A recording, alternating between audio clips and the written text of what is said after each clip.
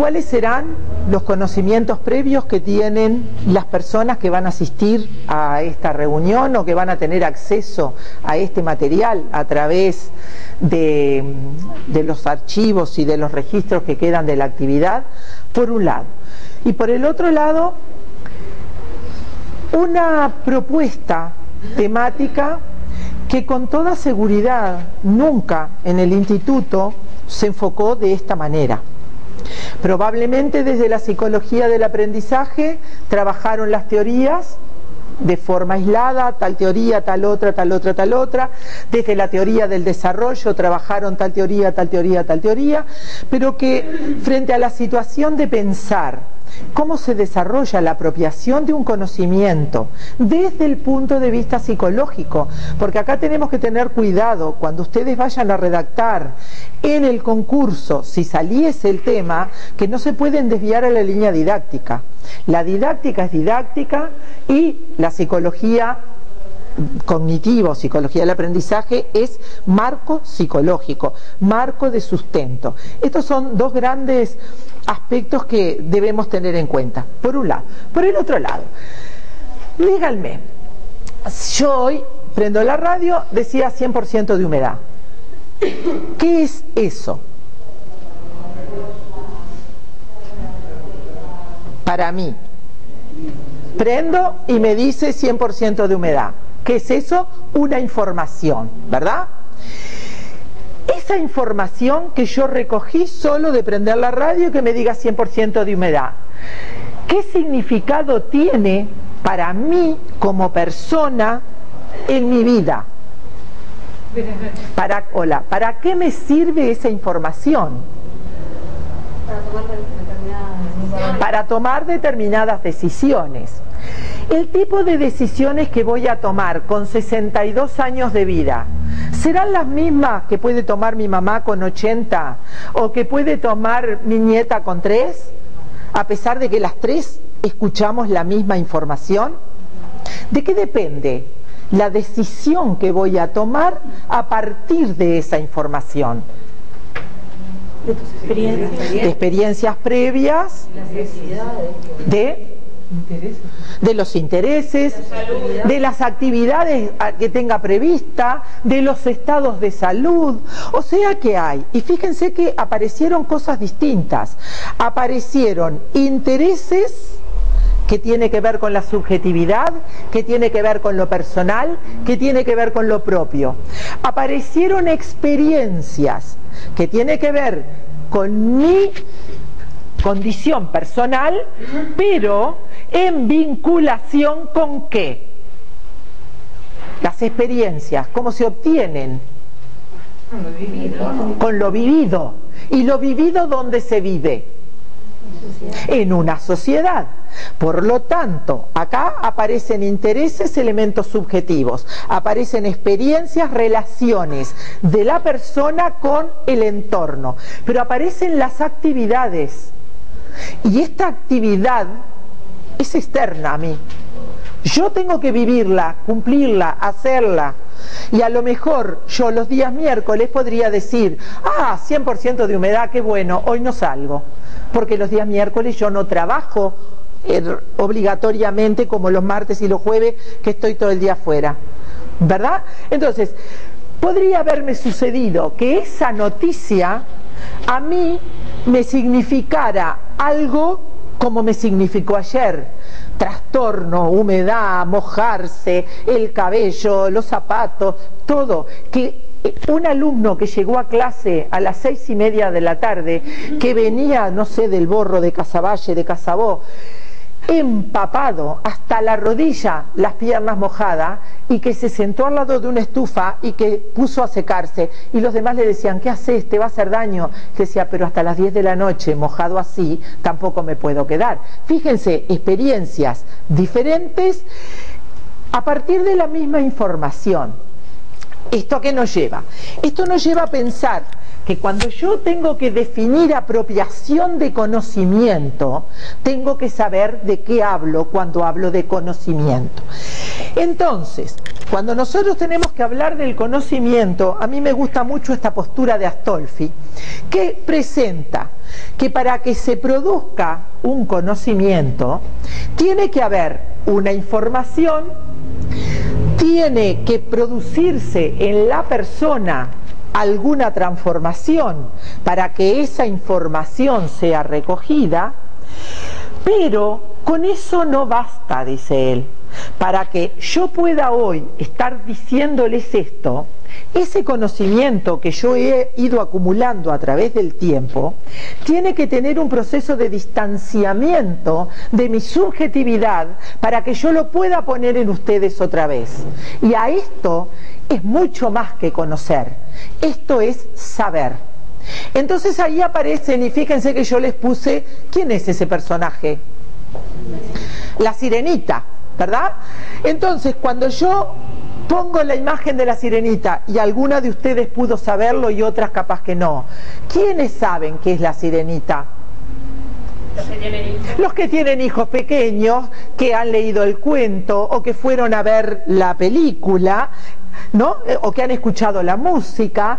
Entonces tienen una información proveniente de la audición, proveniente de la visualización. Yo pude ver a la sirenita en su monumento en Dinamarca, pude ir, pude verla, pude tocarla, ver a los niños fascinados con esa imagen de la, porque ahí era un monumento a Anderson, ¿no? Y la obra más representativa de ese autor era la sirenita, y entonces el monumento a su obra estaba representada en la sirenita. Aparece la sirenita, y cuando pienso en conocimiento, ¿qué me dice a mí esa imagen? Me dice que se trata de una niña que tiene forma de pez y de persona, que pertenece a un cuento, pero además transmite sensaciones. ¿Me gusta o no me gusta? ¿Lo encuentro tierno o no? ¿A los niños les provoca algo? ¿Lo quieren volver a escuchar o no lo quieren volver a escuchar? Esas son las sensaciones, lo subjetivo que esa imagen me transmite. ¿Cuándo se transforma en un saber? Se transforma en un saber cuando literariamente yo tenga el dominio de la estructura de ese cuento, del contenido de ese cuento, la ubicación geográfica, histórica, la biografía de su autor, que tenga elementos que enriquezcan mi conocimiento, esa experiencia social, esa experiencia subjetiva que he realizado sobre ese cuento, para que yo lo pueda volver a objetivar, pueda decir, La Sirenita es un cuento de Anderson desarrollado en el año tal, que ha tenido traducciones a tantos idiomas, que se llevó al cine en tal momento, que la grabó fulano de tal. Entonces yo ahí estoy demostrando un gran saber referido al mismo elemento que a lo mejor era una simple información para unos, saber que existe, para otros una vivencia agradable el haber visto la película, el haber leído el cuento, y para otros haber profundizado sobre ese conocimiento como para poderlo enriquecer. Y entonces ahí aparecen las características de los tres momentos. Una información es externa al sujeto, es almacenable y cuantificable, y tiene posible circulación. Todo lo que es información circula, y en este mundo y en esta sociedad global la circulación de la información es abrumadora.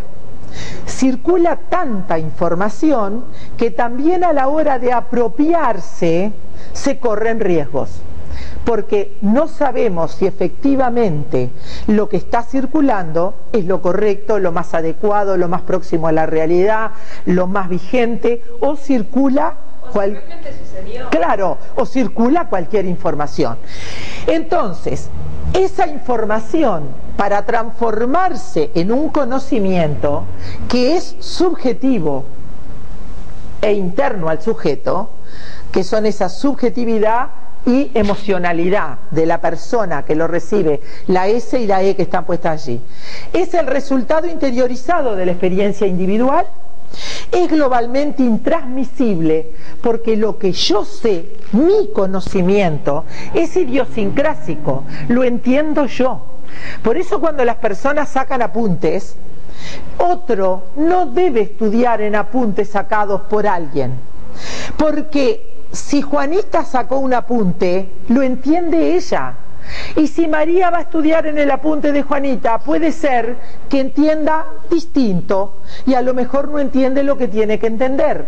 Entonces, esos elementos son intransferibles porque son idiosincrásicos. Me sirven a mí desde mi construcción interna.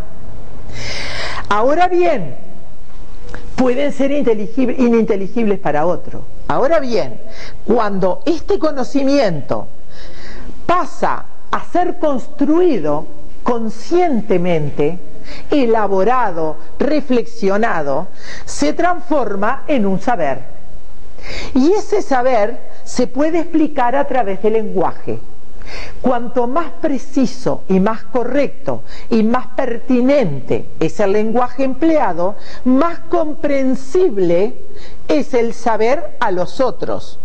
Por eso hay discursos muy bien elaborados, muy correctos desde el punto de vista científico, pero no siempre accesibles para ser transformados en información, porque si el lenguaje no es comprendido por el otro, es muy difícil de que pueda significar información que después se pueda transformar en conocimiento.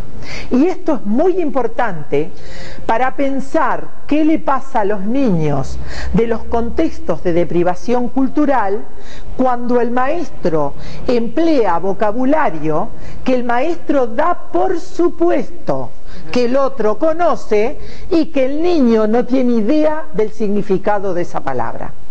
Entonces, en la construcción social del aprendizaje, los docentes tenemos que tener un gran cuidado en qué expresión, qué lenguaje utilizamos para que este saber que acumulo sea accesible al otro para que empiece a construir su conocimiento. Si eso no se da de esa manera, difícilmente el niño será promotor de aprendizaje. Va a ser un receptáculo de información, pero no un posible constructor, porque lo que le estoy dando no lo habilita porque no lo entiende. ¿Queda claro esto? Entonces, ¿qué es lo que pasa entre la información y el conocimiento? En palabras de Ausubel, se tiene que dar una adjunción obliteradora. ¿Qué es una adjunción obliteradora? Es una relación de mi información anterior con la nueva información. La relación, la acomodación de la información anterior con la nueva información, a lo que Ausubel llama la asimilación significativa, no se transforma en un A más A, como que le agrego a lo que ya tenía, sino que se transforma en una nueva estructura donde lo que yo poseía se enriquece con lo otro y que a veces se mantendrán las dos, a veces se transformará la primera, entonces, o a veces se desterrará la primera. Que eso es lo que tenemos que hacer cuando analizamos las ideas previas de los niños. ¿Para qué analizamos las ideas previas? Para conservarlas si son buenas, para transformarlas si son pobres y enriquecerlas, o para tratar de desterrarlas si son ideas inadecuadas. Porque si yo parto de una idea previa inadecuada y el niño no puede construir correctamente porque está parado sobre un error, entonces no hay posibilidad de apropiación. Que esto tiene que ver con ese concepto de adjunción obliteradora. ¿Y qué es lo que pasa entre el conocimiento y el saber? Entre el conocimiento y el saber, lo que se da es una ruptura epistemológica. ¿Por qué? Porque cuando yo genero este conocimiento, genero un conocimiento que me da certezas. Me quedo tranquila, lo sé, lo aprendí. Probablemente en este momento, con lo que yo estoy diciendo, a ustedes se les está armando un berenjenal en la cabeza. A lo mejor de estas palabras no las han oído nunca. Adjunción obliteradora, ruptura epistemológica. Probablemente esto les haga patinar. Y ese patinaje lo que hace es provocar el conflicto cognitivo. Un conflicto cognitivo que me dice, de esto no sé. Por lo tanto, tengo que intentar informarme para integrarlo y para poder construir mi concepto, mi conocimiento. Desde ese lugar entonces, el saber será una cabeza abierta, que eso es lo que no siempre vemos en las personas. A veces encontramos personas que aprendieron una cosita así y después no admiten que el otro piense de otra manera, porque como yo sé esto, entonces cuando el otro me desafía con otra propuesta, le digo no. Ustedes pónganle el nombre que quieran, yo tengo algunos en la cabeza de quién puede actuar así. Entonces el otro me dice no, eso no, pero ¿por qué no? ¿Tiene fundamento? Cuando en ese no hay fundamento, es porque está aferrado a un conocimiento y no ha podido hacer la ruptura epistemológica que le habilite a tener distintas informaciones. Y después, cuando yo trabajo desde el lugar del docente académico, tengo la obligación de conocer qué dice el conductismo, qué dice el cognitivismo, qué dice el sociocognitivo, qué dice la epistemología genética de Piaget, de su primera época, de su segunda época y de su tercera época. Porque tengo la obligación de saberlo para poder explicar. Si yo no tuviera ese conocimiento, lo único que puedo venir a hacer es repetir lo que a mí me da seguridad. Y a lo mejor lo que me da seguridad no es lo que a ustedes les signifique comprensión. Porque si yo les digo, respecto de la equilibración, Piaget transitó por 3 momentos diferentes, yo llegué a oír a una maestra decirme, Piaget ya fue. Entonces, cuando uno oye esas cosas, ¿en qué se basa para decir Piaget ya fue? ¿En que se murió? Sí, Piaget ya se murió en el año 81, pero desde que Piaget empezó a escribir, investigar, hasta el año 80, estuvo produciendo conocimiento y estuvo modificando su propia teoría. Y sus continuadores, sus alumnos, la escuela neopiagetiana continúa trabajando sobre esa línea. Y entonces, desde el marco originario, hoy hablamos de un tercer modelo de equilibraciones que se acerca mucho a las teorías sociocognitivas. Y entonces no podemos decir Piaget ya fue. Sí ha cambiado la concepción de etapa, porque se ha establecido lo que es un estadio evolutivo, que tiene características propias, pero que tiene igualmente una continuidad de desarrollo temporal. Entonces, no es que tampoco fue, ha tenido transformaciones. Entonces, no nos podemos embarcar ni con una ni con otra, sino que tenemos que aprender a poderlas usar a todas. ¿Qué significa apropiar? Ahí viene la otra palabra del título, apropiación del conocimiento. ¿Qué significa apropiar? Y acá tenemos que tener en cuenta 2 grandes grupos de ideas. En general, uno puede encontrar adquisición e internalización. ¿Qué teórico de la psicología habla de la internalización? Que todos deben de haber leído porque hablan mucho de eso. Vygotsky. Pero yo no me puedo quedar con adquirir e internalizar, sino que tengo que lograr este otro grupo temático, este otro grupo conceptual, que no solo es adquirir lo que el otro me da, porque adquirir puede ser ir a comprar. Adquirir puede ser que me lo pasen, ¿verdad? Heredar. Entonces, eso yo lo adquiero también, de alguna manera. Y de esa manera lo puedo internalizar, me lo apropio. El asunto es, cuando realmente se produce la apropiación, que me convenza, que lo disfrute, que sea un éxito de mi trabajo cognitivo, cuando he participado. No cuando lo he recibido solamente, sino cuando he sido absolutamente activo en participación, que puede ser cognitiva, no tiene por qué haber actividad física, pero que participe de la construcción. Y que si el maestro me dice, tienes que entender la multiplicación, y me dice, a ver, repite este conjunto 3 veces, este conjunto 4 veces, este conjunto 5 veces, y yo lo único que hago es contar el producto que me da, el resultado que me da, no he sido activo cognitivo. Ahora, si el maestro me dice, ¿qué pasa si yo a este conjunto lo repito más de una vez? El hecho de que tenga que pensar, ¿cuántas veces? A ver, lo quiero repetir 5. A ver, ¿qué pasó?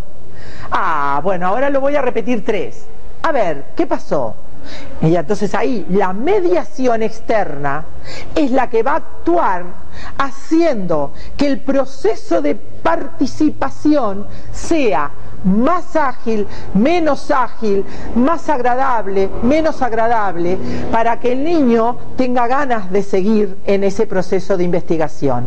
Entonces, adquisición e internalización, enfoque dicotómico entre sujeto y situación, y ahí aparecen los dos grandes teóricos de las líneas cognitivas, Piaget por un lado, Vygotsky por el otro, uno desde la epistemología genética y la construcción científica del conocimiento, el otro desde la construcción sociocognitiva de los saberes. Bien, pero cuando hablamos de la participación y la apropiación, aparece la participación en prácticas culturales, ser parte de la situación que se habita. Entonces yo puedo ser parte de la situación que habito si a mí se me da la opción de pertenecer. Y con esto hay que tener mucho cuidado con los niños que tienen dificultades para aprender. Al niño que tiene dificultades para aprender, el maestro inmediatamente empieza a sacarlo, a dejar de pertenecer del grupo. Lo va dejando aparte, le va haciendo otras propuestas, le va poniendo cosas de menor trascendencia, o decididamente pone la tarea, si la terminó, si no la terminó lo mismo, si copió bien, si no copió igual, y cuando le voy a corregir, todavía a veces empleo expresiones no las más atractivas para que el sujeto se sienta perteneciente, sino que digo, otra vez usted dejó de terminar el trabajo, otra vez le quedó la tarea incompleta, cuando no se la escribo, incompleto. Entonces, un tachón rojo, una cruz, para el niño, todos esos elementos son aspectos que hacen que deje de pertenecer. Y eso empieza a construir lo que Frida Díaz Barriga llama como la desesperanza aprendida. Empieza a perder el nivel motivacional porque ya sabe que haga lo que haga, para ese maestro siempre va a estar mal. O para ese padre, porque a veces pasa también lo mismo en el hogar. Y entonces después empieza con algunas conductas que nos llaman la atención. No quiere venir a la escuela, no quiere traer las cosas, oculta los cuadernos, oculta la tarea, se escapa, genera problemas de conducta. Exactamente, pero todo eso es producto de la desesperanza aprendida. Fíjense que qué contradicción de vida. Cuando por un lado decimos la esperanza es lo último que se pierde, a los niños les generamos desesperanza. Es muy triste que en el proceso educativo esas cosas se instalen. Y después está la depresión. Y después, claro, después vienen los procesos depresivos y después ahí hay otro gran riesgo. El niño que por no ser puesto en evidencia, empieza a no participar, a no hablar y a quedarse quietito. Y entonces, como no molesta, tampoco hago nada, porque no molesta, está quietito, no. En cambio el otro, el que se enoja, el que te tira el cuaderno, ese enseguida empieza a provocarnos y ahí tenemos una reacción y ahí pedimos que lo estudien y ahí hablamos con los padres, pero a ese otro niño no siempre le damos la atención que se merece porque él no la reclama y nosotros no nos damos cuenta. Entonces esto tiene que ver con ser parte de la situación. Y luego aparece el proceso de apropiación recíproca, que no siempre es simétrico entre el sujeto y la cultura. Fíjense que si cualquiera de ustedes va a un lugar y escucha informaciones cualquiera, la que sea, va al cine y entiende, va a una conferencia y entiende, va a un acto político y entiende, y hay una apropiación recíproca, el grupo cultural que los recibe a partir de los comentarios que ustedes realizan está recibiendo información, pero ustedes también se han enriquecido de esa información. ¿Qué pasa en algunos contextos?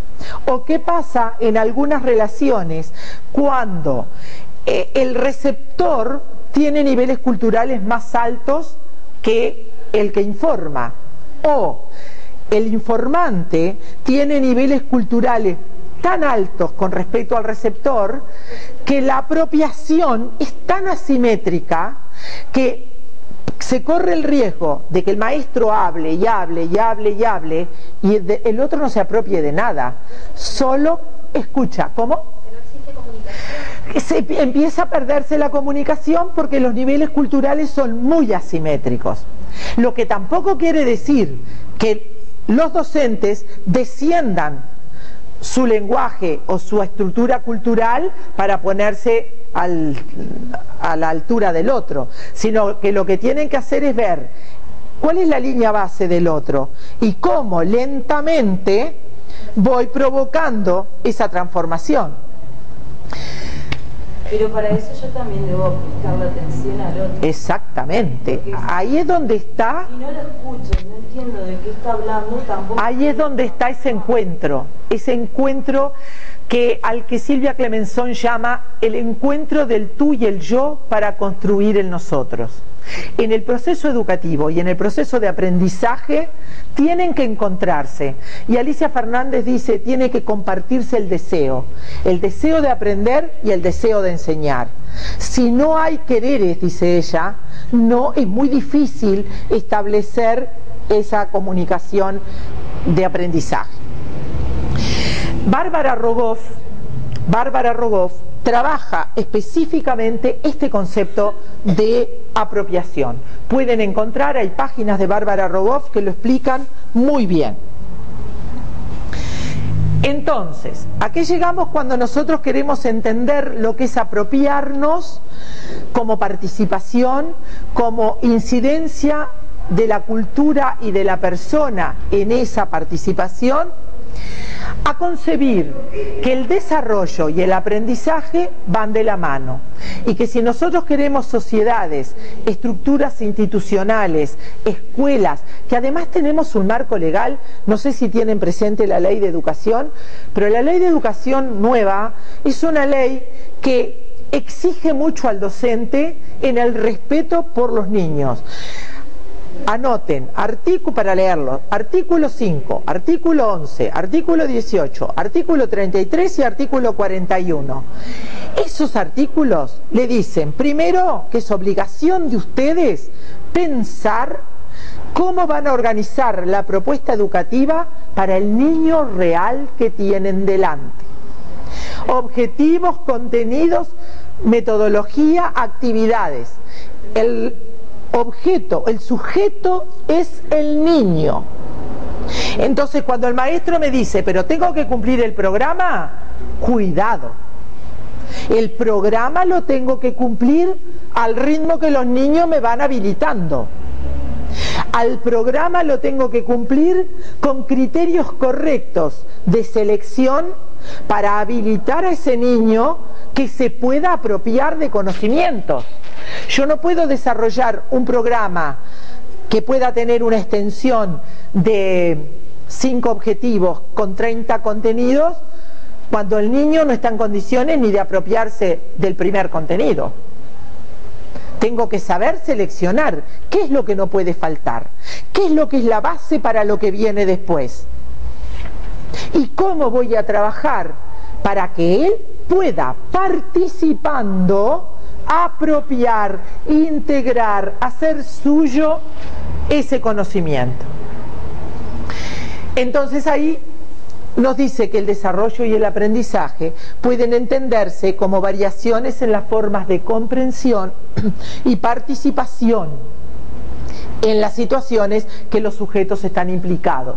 Cuanto más participe correctamente en la situación, más posibilidades de desarrollo personal. Entonces, ¿qué es lo que pasa a veces con las culturas de la deprivación cultural? Lo que sucede en las culturas de la deprivación cultural es que tienen poco acceso a la participación, porque desde su entorno familiar tampoco hay una demanda de participación. Hay más bien como un conformismo, hay como un estar, bueno, tengo que comer, tengo un abriguito, tengo una escuela. Entonces cuando de pronto vemos que 3, 4 padres están haciendo un reclamo, a veces decimos, pero qué molesto, fíjate, se les da todo y reclaman, pero a lo mejor justamente lo que están reclamando es la oportunidad de participación, es la opción de decir, aquí estoy, soy y quiero obtener algo a cambio de. Y después ahí vendrá si la solicitud es pertinente, si no es pertinente. Es lo mismo que con los niños. Una manifestación de un niño puede ser pertinente, puede ser no pertinente. Y ahí también tenemos que aprender a evaluar qué es lo pertinente en cada situación, porque de pronto se me ocurre que no es pertinente que el niño me quiera hablar. Y le digo, cállese, está trabajando. Yo he visto pizarrones atestados de cosas para que ningún niño hable y ningún niño se pare. Entonces eso no favorece la participación. La participación implica que a lo mejor una palabra, una imagen, un juguete, un animalito, yo que sé qué, un mapa, genere en el niño el que me diga, ¿para qué trajiste eso? ¿Qué vamos a hacer con eso? Ya desde ese lugar él está demostrando un interés, y no que le diga, hoy vamos a hablar del Uruguay. El Uruguay es un país que está en América, que tiene tal forma, el más chiquito, ¿Qué hizo él? Nada. Pero si yo le traigo un mapa y donde está Uruguay le coloco un moñón celeste, me va a decir, ¿y qué es eso? ¿Qué hay ahí? ¿Por qué está eso ahí? Y ahí le estoy provocando, de alguna manera lo desafío a que quiera participar del descubrimiento de algo, de la palabra que hay debajo, de la forma que hay debajo, de qué representa eso, qué significa para nosotros. Y entonces todos los componentes conceptuales, procedimentales, actitudinales, volcados a una temática. Entonces, Vaquero ha hecho un precioso estudio de relación para el aprendizaje en el enfoque sociocultural y los cognitivos clásicos. ¿Qué diferencias hay? Si yo analizo el enfoque cognitivo clásico, me dice que el aprendizaje es un fenómeno mental, lo que quiere decir que para aprender quien tiene que funcionar es la mente. Un alto riesgo concebir solo eso, porque hay otro elemento muy trascendente y que hoy en paradigma de derechos humanos en los que se basa el programa, en los que se basa la sociedad, el derecho a la educabilidad es trascendente. Entonces nadie puede pensar que otro ser humano no es educable. Y entonces si yo me posiciono en un ser humano que tiene una inteligencia muy descendida, por razones diferentes de circunstancia de vida, pensaría que no es educable. Y no es correcto. todo ser humano es educable y tiene el derecho a ser educado. Entonces, en ese binomio de educabilidad como derecho humano fundamental, tiene que estar la enseñabilidad como obligación trascendente de los responsables del acto educativo. ¿Qué quiere decir enseñabilidad? Quiere decir saber transformar los objetos del conocimiento en accesibles a cada uno de los sujetos que tienen derecho a aprender. ¿Esto queda claro?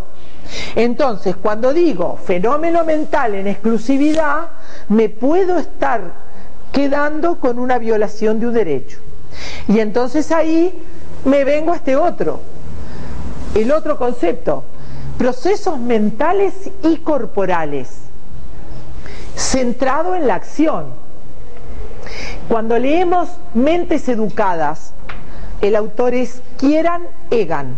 Es un libro de Paidós del año 99. En el capítulo 3 habla de los niveles de comprensión. Entonces Kieran Egan dice, el primer nivel de comprensión humana es somático. Toda la actividad que cumple un niño pequeño con el cuerpo, el movimiento corporal, es quien le va dando la información y el conocimiento del mundo. ¿Por qué si se pega un día contra la cuna, al otro día no hace el mismo movimiento? Porque se produjo un nivel de comprensión somático que si le dolió, mañana va a intentar no pegar de nuevo. Cuando empiezan con el sonajero y el sonajero le pega, bueno, una vez se lo dan contra la cara y a lo mejor dos, pero ya a la tercera más vale que lo dejan. No intentan que el sonajero le vuelva a pegar. Y eso tiene que ver con el aprendizaje, con el nivel de comprensión somático, corporal. Luego viene el nivel de comprensión simbólica cuando se incorpora la palabra. ¿Y cuándo se incorpora la palabra? De acuerdo a Piaget, ¿qué tiene que estar pasando en el desarrollo cognitivo del sujeto para que entre la palabra? ¿Qué se tienen que estar desarrollando? La función simbólica. Y dentro de los componentes representativos de la función simbólica tengo imitación diferida, juego, dibujo, lenguaje. Importantísimo. El lenguaje es el más elaborado. La imitación diferida, el más elemental. Que si vio una acción ayer, que yo le diga, ¿cómo hace el perrito? Mañana, cuando vio el perrito ayer, y el nenito haga guau guau y camine en cuatro patas. Entonces, ese nenito está imitando, diferido, no inmediato, después.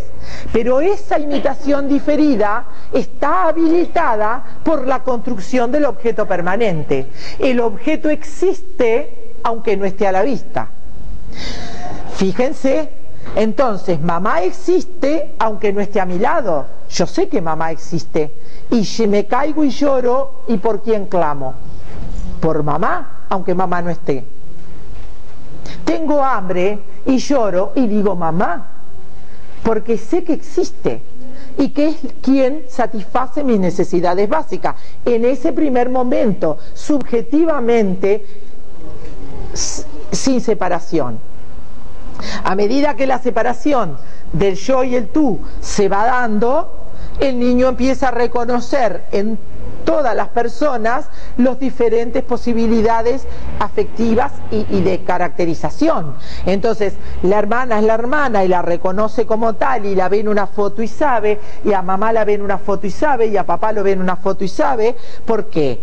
Porque ha hecho una construcción, una apropiación de las imágenes relacionada con la palabra y en vínculo con la experiencia de vida. ¿Esto queda? Bien, y ahí estamos en un nivel simbólico. Y después vendría el nivel crítico, el nivel reflexivo, que lo vamos a lograr más tarde. Pero la acción es muy importante para el derecho a la educabilidad. Segundo, proceso centralmente individual. Desde la psicología cognitiva y de las líneas piagetianas, por ejemplo, el primer desarrollo que él hace es pensar que el sujeto es el que va construyendo su aprendizaje porque va modificando desde la acción el esquema y la estructura, pero eso se va dando en cada uno. En cambio, cuando nosotros nos vamos a los enfoques sociocognitivos, línea vygotskiana, por ejemplo, aprendizaje y conocimiento, la A, aprendizaje, y la C, conocimiento.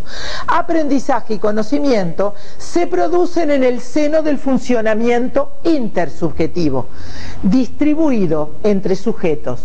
Tanto es así que Vygotsky dice, nunca habrá construcción de conocimiento si no hay una actividad intersubjetiva primero, para luego producir la intrapsíquica.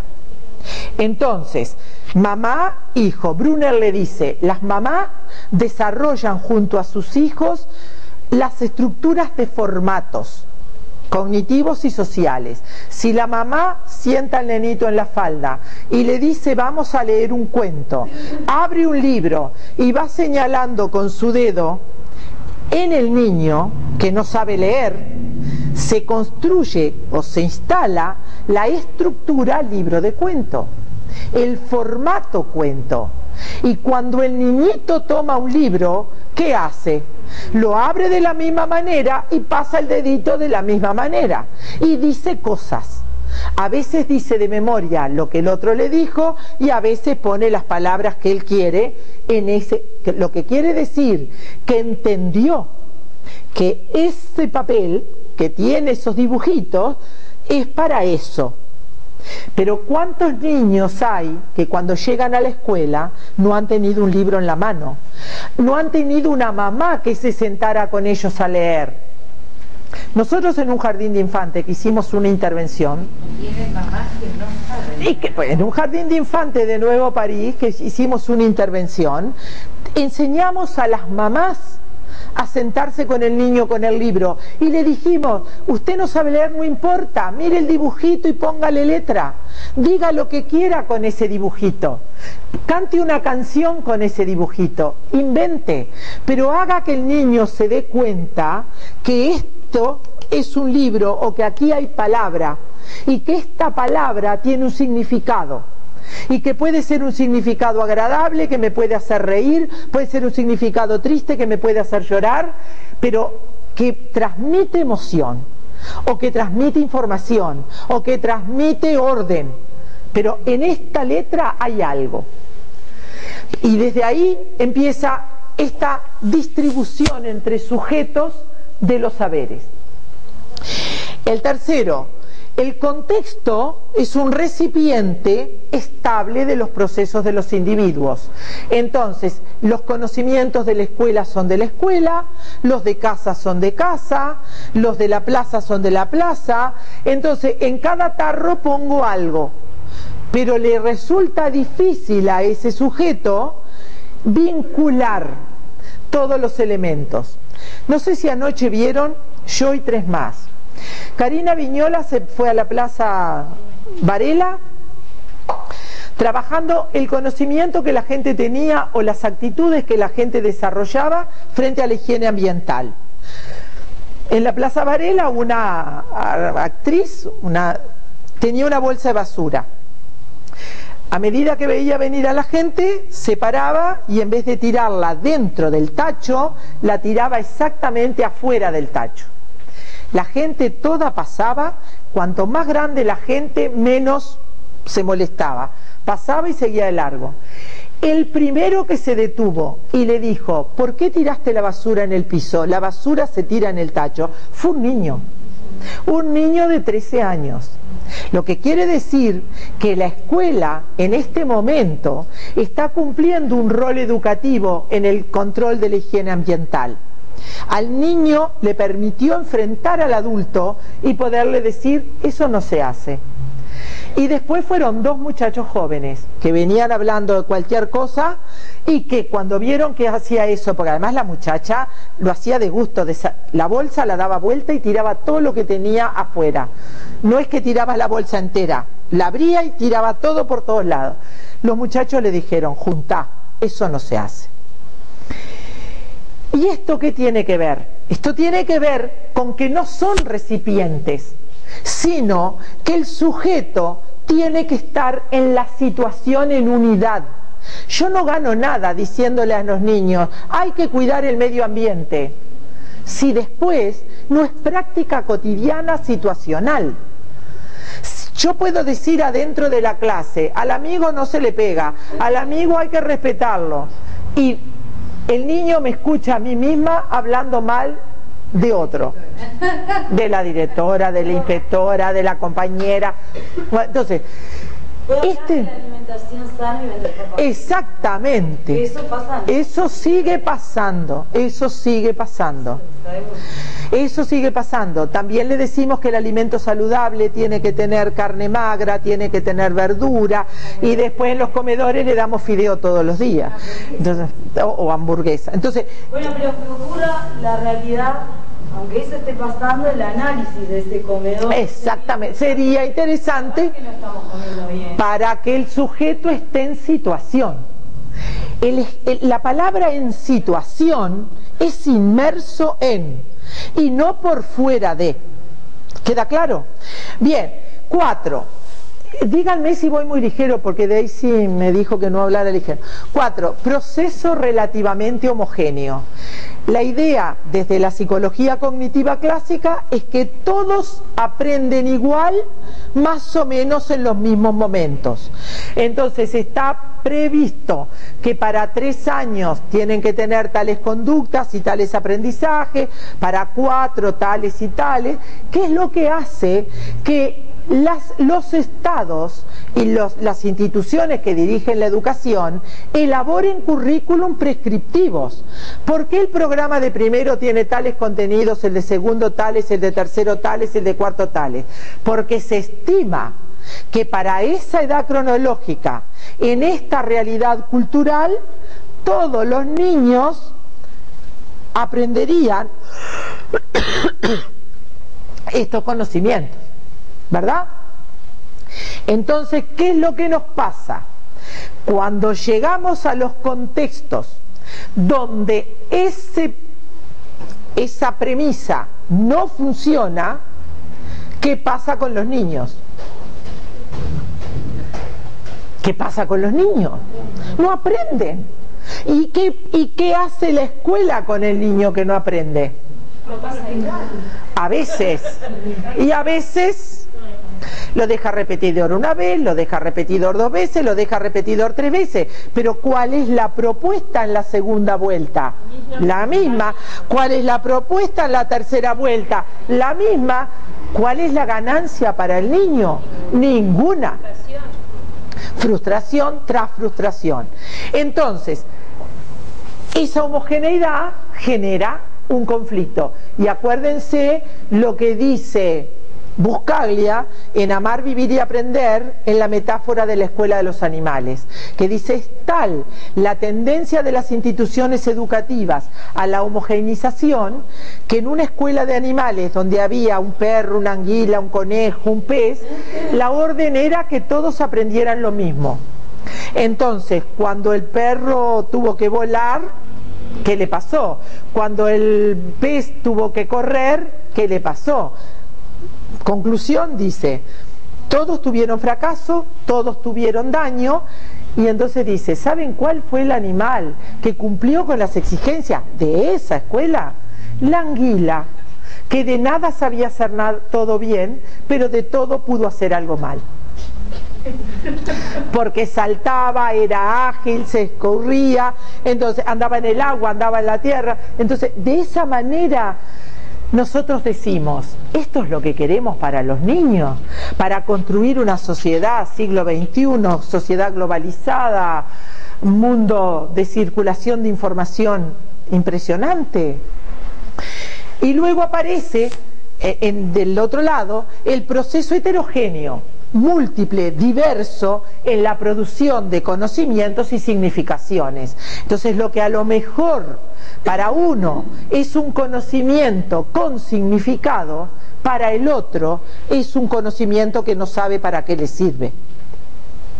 Y ahora después vamos a ver algunas experiencias. No sé si han leído En la vida 10 y en la escuela 0, la obra de Carraer, que es una investigación realizada en Brasil con los niños de la calle y el aprendizaje de la matemática. Cumplían con las operaciones más difíciles de pensamiento matemático en actividades de la calle, de ventas, de cualquier cosa, o hasta de robo y reparto del robo, y no podían resolver un problema escolar que hablaba de 10 bolitas que le quitaba 4. ¿Qué era lo que pasaba? Dos cosas: un lenguaje académico escolar que el niño no entendía, por lo tanto no sabía lo que le pedían, por un lado. Por el otro lado, ¿para qué le servía eso que le estaban pidiendo cuando él dominaba el dinero, las ventas en la calle? Entonces, ahí hay que tener mucho cuidado. Una madre de una niñita con síndrome de Down un día me dice, mire, tenía 5 o 6 años, no hablaba la nena. Me dice, mire, ¿sabe qué? La traje a la escuela porque a ver si aprende a decir algo. Nunca me ha dicho mamá. Por lo demás no se preocupe mucho, porque ella clasifica, ella embolsa, ella nos ayuda, eran recicladores. Ella sabe hacer toda la tarea. Y tenía 5 años. Para la vida de la familia, la niña Era brillante. ya estaba. Era brillante, se vinculaba igual con los hermanos, hacía lo mismo que todos, se defendía, peleaba. Pero a la madre la preocupaba que no le podía decir mamá. Fíjense, si uno tendrá que escuchar, que hablara y que le dijese mamá porque nunca se lo había dicho. Ese tipo de cosas hacen a qué es lo que tengo que valorar cuando encuentro niños con problemas para aprender, o que el aprendizaje que yo quiero que se instale no es el que va por ese camino. Tiene que aprender, tiene que lograr el mayor caudal para poderse desenvolver mejor en el mundo, poder realizar continuidad educativa, pero tiene que significarle algo a ese sujeto. Tiene que haber asimilación significativa. Tiene que haber andamiaje de los adultos responsables para que el niño comprenda. Quinto, el conocimiento del conocimiento es un cuerpo de saberes estable, que esto es uno de los grandes riesgos de la educación. Creemos que lo que estamos diciendo es la verdad acabada, absoluta. Y cuando el niño nos cuestiona algo, lo rezongamos. Y cuando el niño nos da una respuesta distinta, sobre todo cuando hacemos evaluaciones de preguntas, una respuesta distinta, no siempre nos quedamos conformes. Cuando a lo mejor el razonamiento que el niño hizo es tan válido como el mío, aunque no llegó a la misma conclusión.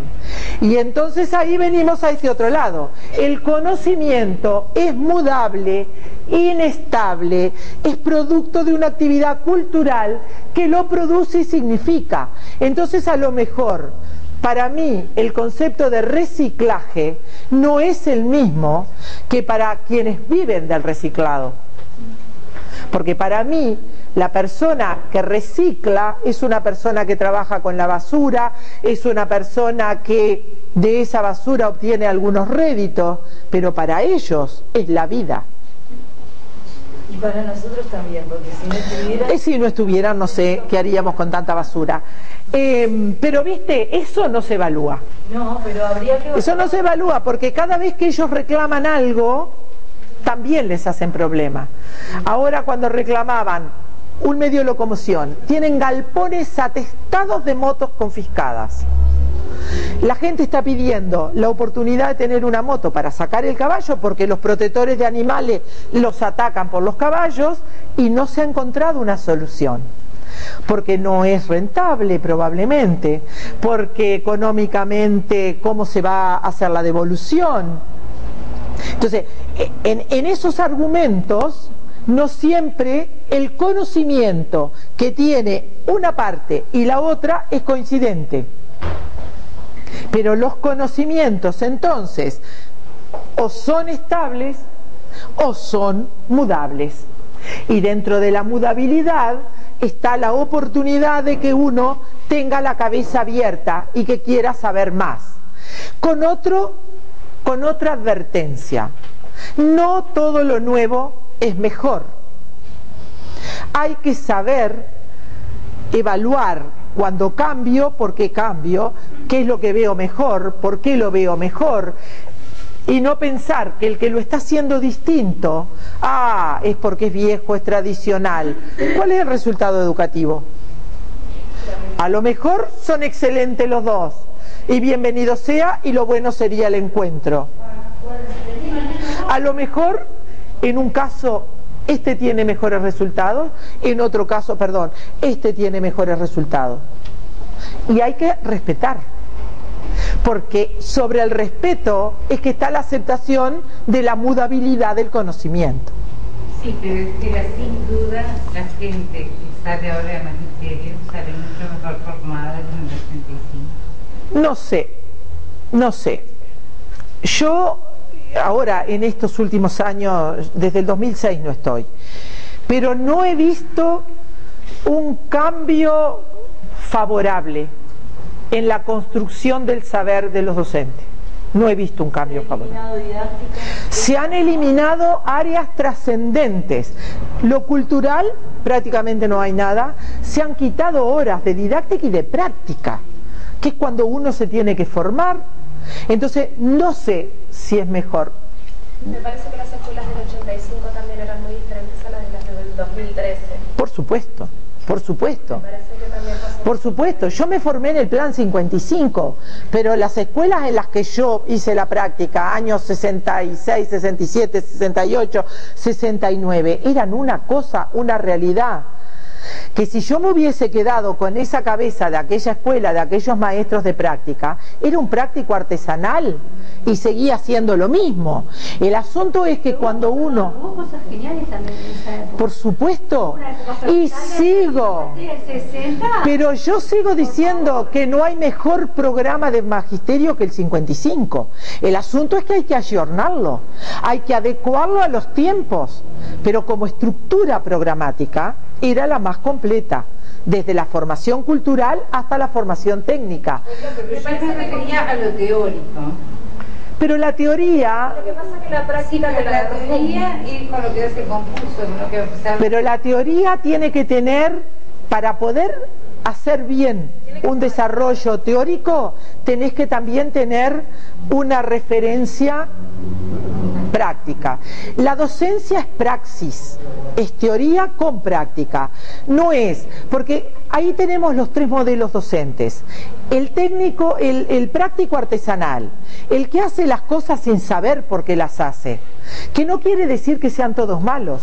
Hay algunos excelentes, hasta ni siquiera maestros, que enseñan excelente desde la práctica, artesanía pura.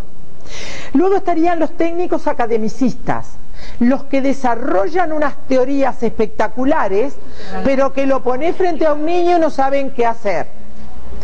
Y luego está el hermenéutico reflexivo, que sería el docente que esperamos tener en las escuelas del siglo XXI. Un docente que conozca los marcos teóricos diversos, pero que no se encachilen con una sola línea, marcos teóricos diversos, para poder aplicar en situaciones de vida diversa, con alumnos diversos, con aulas diversas. No hay homogeneidad. Entonces, desde ese lugar yo tengo que aprender esto, que es culturalmente el conocimiento se produce y se significa, y que a lo mejor lo que para mí es buenísimo, importantísimo, para el otro no sabe ni para qué le sirve. No voy a poder transformar. Entonces, aprendizaje se entiende como cambios en las formas de comprensión y participación de los sujetos en actividad conjunta. Entonces, piensen nada más que en las abuelas cocinando. Cuando la abuela o el libro de Doña Petrona te dice 200 gramos de manteca, 10 huevos. Y en la misma torta la podés hacer con 2 huevos y media taza de aceite. Entonces, si a una cocinera de estas que se maneja con Doña Petrona, tú le dices, no, yo 200 gramos de manteca no uso, voy a usar aceite, y te critica y te dice que eso no está bien, ¿por qué no está bien? ¿Porque a ti no te gusta? ¿La torta sale? ¿La torta quedó comestible? ¿La torta quedó saludable? Entonces, sirve. Y ahí está la construcción conjunta del aprendizaje y la búsqueda y la innovación. Y aquí aparece el concepto de novedad. Castañeda eso le dice hoy entre líneas, ¿no? A la misma línea le puedo encontrar más de un significado. Y que, además, esto es Juana de Ibarburu. Cuando Juana dice muchachuelo de brazos cetrinos, ¿a qué se refiere? ¿En qué poema está eso? Juana de Ibarburu, El vendedor de naranjas. El vendedor de naranjas. Se refiere al color de la piel. ¿Cuántas veces nosotros en este siglo XXI decimos que es de piel cetrina? Nunca, pero el poema y la literatura nacional no puede desconocerse. Y Juana de Ibarburu no puede dejar de trabajarse. Entonces, ¿cómo el niño se apropia del mensaje de Juana si nosotros no mediamos para construir la comprensión y la participación en entender la literatura nacional? Cuando Morosoli habla de la mancha de humedad o del charco, la mancha de humedad de Juana también, el charco y lo que ve en el charco, y si yo pongo un niño delante de un charco, el niño ve lo que hay, ¿qué hay? ¿Ve lo mismo que Morosoli?